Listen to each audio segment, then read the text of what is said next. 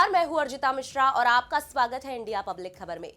बिहार में विधानसभा चुनाव के बाद एक बड़ा चेंज देखने को मिलने वाला है, जिसको लेकर बिहार की राजनीति में, वो भी खासकर एनडीए में, ना सिर्फ हलचल तेज हो गई है बल्कि कहीं ना कहीं सुगबुगाहटें भी जोर पकड़ चुकी है। पिछले लगभग 20 सालों से बिहार की सत्ता पर काबिज सीएम नीतीश कुमार की कुर्सी पर अब खतरा मंडरा रहा है और इसी के साथ ही सत्ता पक्ष से लेकर विपक्ष तक हर तरफ चर्चाओं और कयासों ने तूल पकड़ ली है।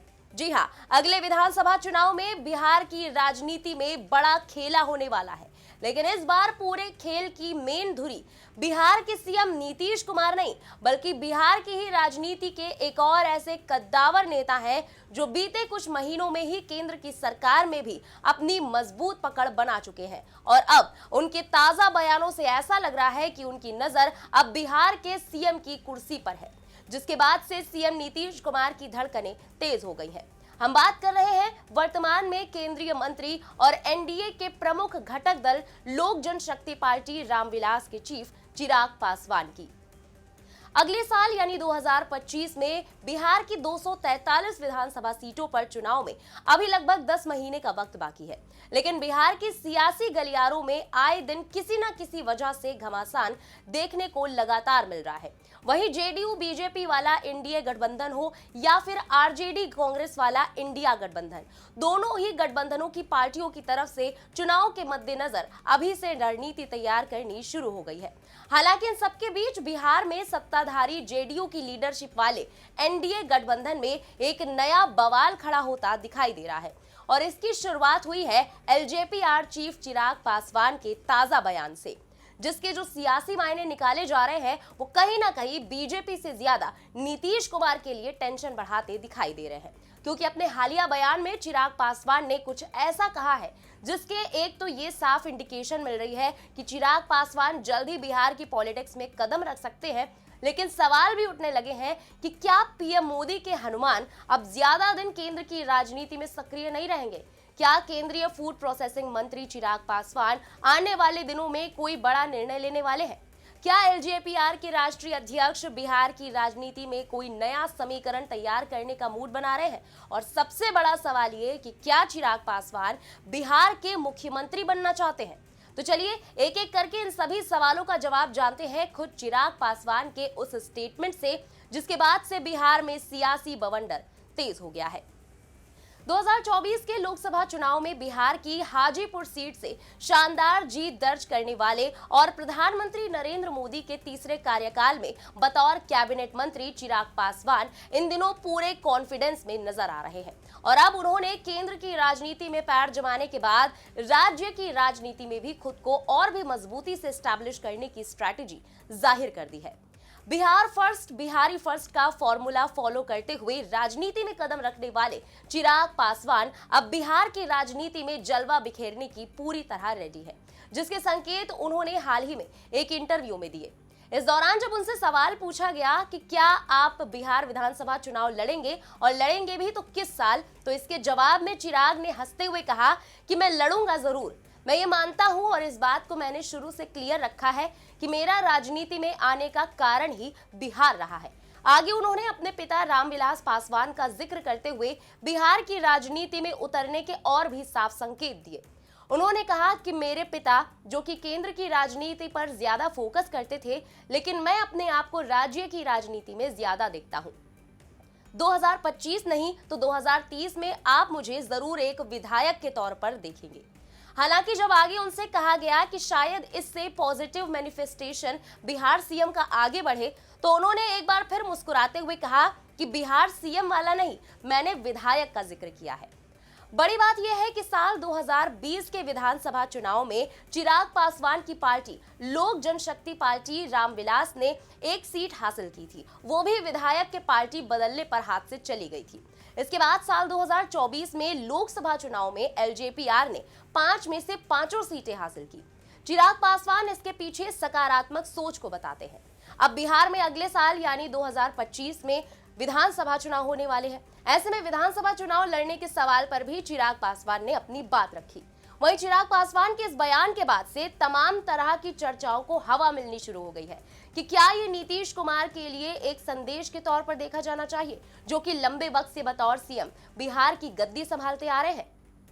हालांकि चिराग ने ये तो क्लियर नहीं किया कि वो इसी साल चुनाव में उतरेंगे या फिर 2030 में, पर फिलहाल चिराग पासवान ने अगले साल होने जा रहे बिहार विधानसभा चुनाव को लेकर एक खास प्लान तैयार किया है, जिसकी एक झलक हाल ही में औरंगाबाद की एक सभा के दौरान दिखी, जहां उन्होंने मंच से बिहार विधानसभा चुनाव को लेकर प्लान 10 मंथ को एक्टिव किया।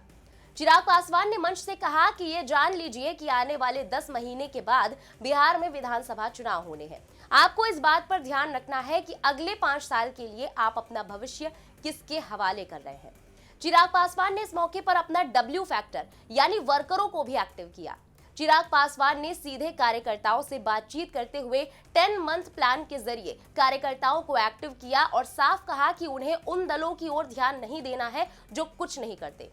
उन्होंने कहा कि वो बिहार फर्स्ट और बिहारी फर्स्ट पर काम कर रहे हैं। आप लोगों को सावधान रहना है। आने वाले 10 महीने से पहले तैयारी कर लेनी है, कमर कस लेनी है। चुनाव आने वाला है। इन 10 महीनों में एक नए बिहार के लिए खुद को तैयार करना है। इसके लिए आपको तैयार रहना होगा। गौर करने वाली बात यहाँ यह है कि चिराग पासवान से कुछ दिन पहले जब मीडिया ने यह सवाल किया था कि क्या नीतीश कुमार के बाद वो खुद को मुख्यमंत्री का चेहरा मानते हैं, तो इस पर थोड़ा असहज होते हुए उन्होंने इनकार कर दिया था। उन्होंने कहा था कि मुख्यमंत्री नीतीश कुमार की अगुवाई में एनडीए चुनाव लड़ने वाला है। उन्होंने दावा किया कि अगली बार भी नीतीश कुमार ही मुख्यमंत्री पद की शपथ लेंगे। हालांकि नीतीश कुमार के बाद कौन सीएम होगा, इस सवाल का जवाब देने से वो बचते नजर आए। सिर्फ इतना ही कहा कि ये सब चीजें गठबंधन तय करता है। देखा जाए तो बीजेपी की अगुवाई वाले एनडीए का चिराग पासवान की पार्टी भी अहम हिस्सा है। केंद्र में पीएम मोदी की सरकार से लेकर बिहार की नीतीश सरकार के सहयोगी दल के रूप में एलजेपी-आर फिलहाल शामिल है। 2024 के लोकसभा चुनाव में बिहार में चिराग पासवान एनडीए के साथ चुनाव लड़े थे, जिसमें बीजेपी, जेडीयू और जीतन राम मांझी की पार्टी भी शामिल थी। लेकिन 2025 के विधानसभा चुनाव में एनडीए के सभी साथी मिलकर लड़ेंगे, ये तस्वीर अभी तक साफ नहीं हुई है और ना ही सीट शेयरिंग का कोई फॉर्मूला अब तक सामने आया है। ऐसे में चिराग पासवान के ताजा बयानों से ऐसा लगता है कि उन्होंने सभी सीटों पर चुनावी तैयारी शुरू करके अपना सियासी दांव चलना शुरू कर दिया है। दिलचस्प बात यह है कि ये कोई पहली बार नहीं है जब चिराग पासवान ने नीतीश कुमार के लिए मुश्किलें खड़ी की हो। इससे पहले चिराग पासवान 2019 में भी एनडीए का हिस्सा थे, लेकिन 2020 में सीट शेयरिंग में मन मुताबिक सीटें न मिलने के बाद वो अकेले चुनावी मैदान में कूद गए थे। 2020 के विधानसभा चुनाव में चिराग पासवान ने बिहार की 143 सीटों पर अपने प्रत्याशी उतारे। ऐसे में एलजेपी-आर को भले ही एक भी सीट पर जीत न मिली हो, लेकिन नीतीश कुमार की जेडीयू का सियासी खेल चिराग ने बिगाड़ दिया था। जेडीयू महज 43 सीटें ही जीत सकी थी, जो कि तीसरे नंबर की पार्टी बन गई। इसके चलते एनडीए में कहीं ना कहीं जेडीयू का सियासी कद भी जरूर घट गया था। रिपोर्ट्स के मुताबिक बिहार के 2020 विधानसभा चुनाव में कम से कम 120 सीटें ऐसी थी जहां चिराग पासवान की पार्टी वोट कटवा साबित हुई थी। बिहार की 54 सीटों पर एलजेपी-आर तीसरे स्थान पर रही थी। एलजेपी को जो वोट मिले थे, अगर उसे दूसरे नंबर पर रहने वाले प्रत्याशी के साथ जोड़ दिया जाता तो जीत दर्ज करने वाली पार्टी से भी ज्यादा वोट मिलते। यानी कि चिराग पासवान की पार्टी की वजह से ही जेडीयू को 25 विधानसभा सीटों पर हार का मुंह देखना पड़ा था और बीजेपी को सिर्फ एक सीट पर नुकसान पहुंचाया था। वहीं चिराग पासवान की एलजेपी-आर के चलते आरजेडी को 12, कांग्रेस को 10 और लेफ्ट पार्टी को 2 सीटों का नुकसान पहुंचा था।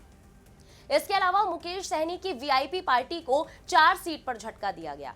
नीतीश कुमार इस बात को लेकर हमेशा शिकायत करते रहे कि चिराग पासवान के चलते ही उन्हें नुकसान उठाना पड़ा और इसी के चलते जेडीयू ने चिराग पासवान को लेकर आक्रामक तेवर भी अपनाए रखे। लेकिन 2024 के लोकसभा चुनाव के बाद बीजेपी ने जेडीयू और चिराग के बीच सियासी बैलेंस बनाने की कवायद शुरू की। बहरहाल अब चिराग पासवान की 2025 के विधानसभा चुनाव के लिए सभी सीटों पर तैयारी शुरू करके अपने सियासी बार्गेनिंग पावर को बढ़ाने की स्ट्रैटेजी शुरू हो चुकी है।